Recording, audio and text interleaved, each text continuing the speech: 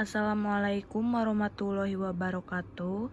Perkenalkan, nama saya Siti Rulianti dari kelas non-reguler semester 2 dengan nomor NPM 7420121205 dan nomor absen 44. Di sini saya akan mereview materi pertemuan pertama oleh dosen Profesor Dr. Hajani Nuraini SHMH beserta asisten dosen Dr. M. Rendi Aridaniandi SHMH.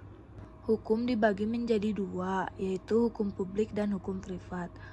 Hukum publik yaitu hukum yang mengatur hubungan antara negara dan perseorangan atau mengatur kepentingan umum, yaitu hukum pidana.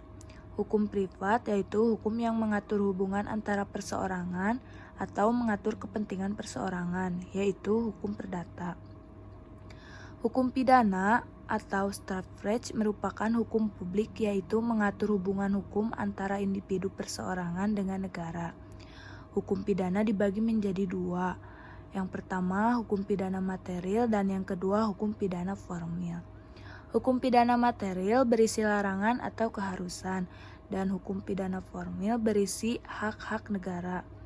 Hukum pidana material dibagi menjadi dua, yaitu hukum pidana material umum dan hukum pidana material khusus.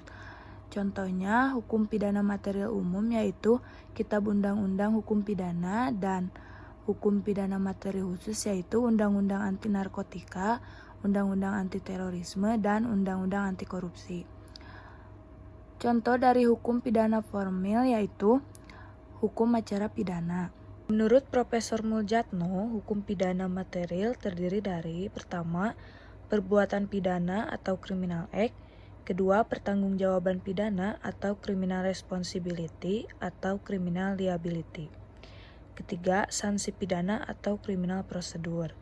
Perbuatan menyangkut asas legalitas, sedangkan pertanggungjawaban yang berhubungan dengan orang berhubungan dengan asas kesalahan. Sekian dari saya. Wassalamualaikum warahmatullahi wabarakatuh.